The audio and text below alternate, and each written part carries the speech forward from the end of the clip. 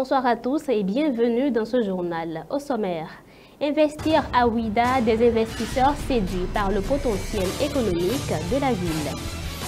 Analyse d'un psychopédagogue sur la récente directive gouvernementale relative aux frais de scolarité.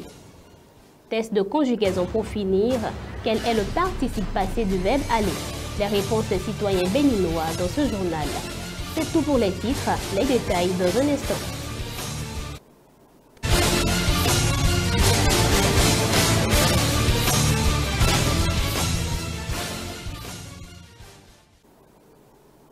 Le gouvernement du Bénin a récemment mis en place une nouvelle directive interdisant le renvoi des élèves pour défaut de paiement des frais de scolarité pendant les compositions et la saisie de leur dossier à l'approche des examens de fin d'année.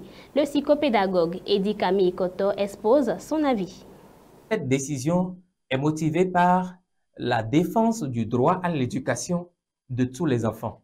Et je pense que les autorités sont dans leur rôle de prendre cette décision parce que, pour rappel, la loi 90-032 du 11 décembre 90 portant Constitution de la République du Bénin, telle que modifiée par la loi 2019-40 du 7 novembre 2019, dispose en son article 8, alinéa 2, que l'État assure l'égal accès à tous les citoyens à l'éducation, à la formation, à l'emploi.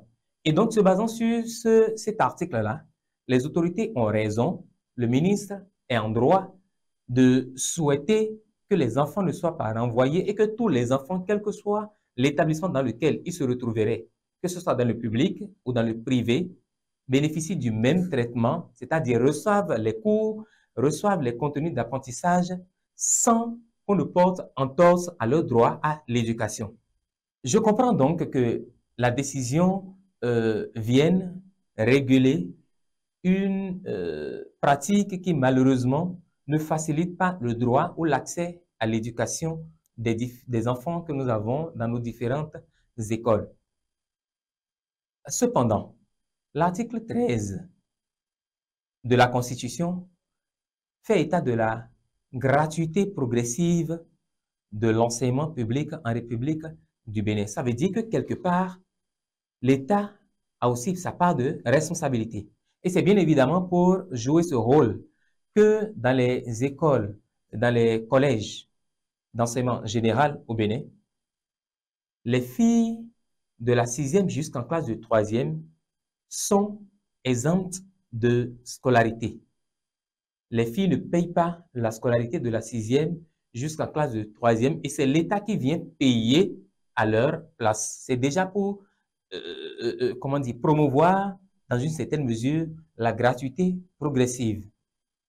Mais la difficulté à laquelle est confrontée aujourd'hui l'école béninoise, elle est surtout liée à la gestion ordinaire des établissements ou des collèges d'enseignement général. Et donc la décision, certes, elle vient résoudre un problème, ne pas renvoyer les apprenants pendant les évaluations. Mais comment se débrouille un chef d'établissement qui se retrouve dos au mur parce que n'ayant plus de moyens, n'ayant plus de ressources pour fonctionner? C'est là la grande interrogation. Et je pense que la décision, certes, il faut la prendre. Mais avant de prendre une telle décision, c'est qu'il faut analyser tous les contours de la décision. C'est qu'il faut peut-être aller plus loin et faire des suggestions aux chefs d'établissement qui parfois se retrouvent entre le marteau et l'enclume. Des suggestions par rapport à comment ou quelle stratégie utiliser pour récupérer les frais de scolarité parce que l'arrêté dit en son article 30 qu'à la fin du premier trimestre, tous les apprenants doivent avoir soldé. L'article 13 de la Constitution qui promeut la gratuité progressive de l'enseignement public doit commencer ou doit aller plus loin. On doit aller plus loin dans la mise en application de cet article et rendre dans les années à venir la scolarité, je ne dirais pas entièrement gratuite, mais presque gratuite. L'immersion dans la richesse culturelle et naturelle du Bénin continue pour les touristes des 4 coins du monde. Cette fois avec le Cristal Symphonie, le Bénin enregistre une fois de plus dans son carnet l'escale d'un grand navire de croisière. Raffinement et élégance, le Cristal Symphonie avait à son bord une clientèle exclusive en quête d'expériences authentiques. Ainsi à Cotonou, Ouidah ou encore à Ganvier, les croisiéristes internationaux ont pu explorer le patrimoine du pays, visiter la cité lacustre avec des histoires vibrantes et vivantes, puis profiter d'une hospitalité béninoise. Le Cristal Symphonie au Bénin, après le Cibonne Sojourn et le SH Diana, témoigne du dynamisme de l'écosystème touristique béninois. Avec la collaboration de l'agence Bénin Tourisme, le port autonome de Cotonou et l'agence africaine de tourisme, l'escale de ce bateau de croisière place une fois encore le Bénin comme une destination touristique de choix en Afrique de l'Ouest et à l'international. La Chambre de commerce et d'industrie du Bénin, en collaboration avec la mairie de Ouidah, a organisé le mardi 29 avril dernier une rencontre d'affaires entre entrepreneurs et investisseurs. Il était question de présenter les nombreuses opportunités d'investissement offertes par la ville de Ouidah. Les précisions sont à suivre dans ce reportage. Une ville à la croisée de l'urbain et du rural. Ouidah, située à 42 km de Cotonou, est aujourd'hui un pôle touristique majeur dans la sous-région ouest africaine grâce à son riche patrimoine touristique. C'est dans cette dynamique que, ce mardi 29 avril 2025, la Chambre de commerce et d'industrie du Bénin, en collaboration avec la mairie de Ouidah, a organisé une rencontre d'affaires entre entrepreneurs et investisseurs afin de présenter les nombreuses opportunités d'investissement offertes par la ville. Une initiative portée par la région économique de Cotonou. Nous avions attiré l'attention des Béninoises et des Béninois qui sont des entrepreneurs et hommes d'affaires sur la nécessité qu'ils ont à venir saisir les opportunités qu'il y a, parce qu'aujourd'hui, nous voyons beaucoup plus d'étrangers et venir à Ouidah pour venir s'interroger sur ce qu'il y a comme opportunité. La deuxième chose, nous avions présenté brièvement Ouidah avec ses atouts aux hommes d'affaires. Et ensemble, nous avions de ces atouts dégagé les opportunités qu'il y a pour un homme d'affaires et un entrepreneur. Aujourd'hui, en faisant la synthèse, je peux dire aisément que la Chambre de commerce et d'industrie du Bénin, à travers donc, ces hommes d'affaires, ont déjà les outils qu'il faut, les informations qu'il faut pour pouvoir venir investir à Ouidah, parce qu'à Ouidah aujourd'hui, c'est une énorme opportunité pour tous les Béninoises et tous les Béninois.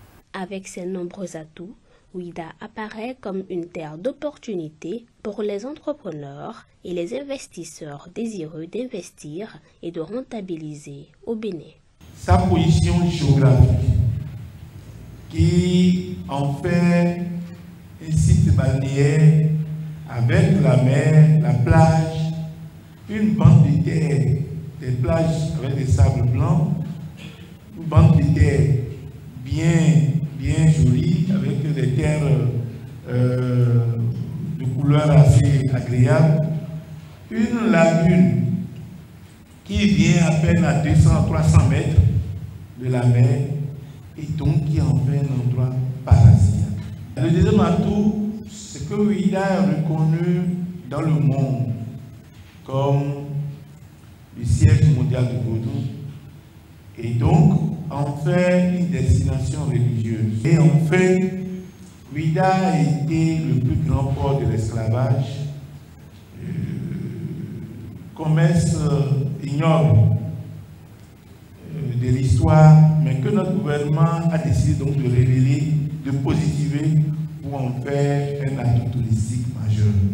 Les participants à cette conférence ont exprimé leurs convictions. Ouidah leur tend la main et représente une opportunité qu'il convient de saisir. Cette conférence m'a apporté beaucoup. J'ai eu à avoir réponse à mes questions et aussi j'apprécie le projet de soutien pour les investisseurs qui souhaiteraient investir dans le tourisme à Ouidah. Et je pense que grâce à ce projet, nous aurons beaucoup à avoir un développement dans l'investissement et aussi dans le tourisme. vu que je suis dans le secteur du tourisme et du voyage, ça va de pair. Donc du transport, je pense que c'est un avantage pour moi d'être venue aujourd'hui et j'aimerais être là pour donner un témoignage dans les années à venir aussi. C'est tout un plaisir et ça rend fier d'être béninois, ça rend fier d'être de Ouida. En tant que jeune investisseur, c'est le moment de voir les atouts que regorge en fait notre pays, de voir ce qui veut être fait demain et où est-ce que nous pouvons nous positionner aujourd'hui pour être sûr que demain, on aurait véritablement participé à l'évolution de notre pays et qu'on aurait pu faire quelque chose pour le tourisme béninois. C'est clair que ça redéfinit les bases de la manière dont on pense. Alors c'est vrai que nous, on est dans plusieurs secteurs, mais avec l'information que nous avons aujourd'hui, c'est important de redéfinir les prérogatives, de voir s'il n'est pas important de se repositionner dans le secteur touristique, de voir qu'est-ce qu'on peut vraiment vendre. Aujourd'hui, le Bénin sera une destination. D'abord, ça devient déjà une destination et nous pensons qu'il faut se positionner dès maintenant. L'impact est qu'en termes d'investissement, il faudrait qu'on commence par à louer un fonds d'investissement à tout ce qui est touristique dans nos villes touristiques. Cette séance d'échange entre la mairie de Ouida, les entrepreneurs et les hommes d'affaires a permis de mettre en lumière tout le potentiel économique et touristique de la ville. Ouida, au-delà des célèbres Vodun Days, continue de vivre et de rayonner à travers ses infrastructures variées, renforçant ainsi son attractivité. Cotonou était la ville hôte de la 6e édition des BRVM Awards, organisée par la Bourse régionale des valeurs immobilières sous le thème « La cession des parts de l'État dans les entreprises publiques, un instrument de promotion de l'actionnariat populaire et de financement de l'économie nationale », cet événement a été l'occasion de primer plusieurs acteurs du marché financier, dont le chef de l'État béninois Patrice Talon et le ministre de l'économie et des finances. Grand prix d'honneur, Patrice Talon, président de la République du Bénin. Prix spécial, Romuald Wadaï, ministre d'État, ministre de l'économie et des finances, en charge de la coopération du Bénin. Cette rencontre a permis de débattre sur plusieurs questions, entre autres la promotion de l'actionnariat populaire, la stimulation de l'économie régionale ou encore le renforcement de la gouvernance d'entreprise. Ces prix décernés à Patrice Talon et son argentier arrivent dans un contexte où la performance économique du Bénin s'impose de plus en plus. Test de conjugaison, quel est le participe passé du verbe aller? La conjugaison de ce verbe semble simple, mais peut faire encore débat. Nous avons interrogé quelques personnes dans les rues de Cotonou. Voici leurs réponses. Dites-nous, c'est quoi le participe passé du verbe aller? Aller? C'est aller, non? Comment ça s'écrit? A, 2 LE, accent aigu. Et son participe présent, c'est quoi? Je sais pas. Aller encore. On aimerait savoir, c'est quoi le participe passé du verbe aller? Le participe passé, on dit je suis allé, c'est aller, d'accord? D'accord. Comment ça s'écrit? Aller, ouais, ça dépend. Si c'est une femme qui dit je suis allé, elle doit mettre E muet. Si c'est un homme, c'est E accent aigu. Merci. Et c'est quoi son participe présent? Participe présent, c'est allant. Dites-nous, c'est quoi le participe passé du verbe aller? Le verbe aller, c'est toujours aller. Aller, ça s'écrit comment, ce aller-là? Accent aigu à la A, 2 L, accent aigu.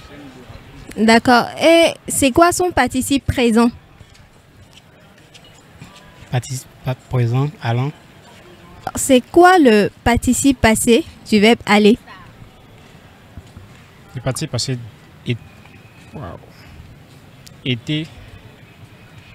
Le verbe aller, hein? Aller, ah ok. Aller.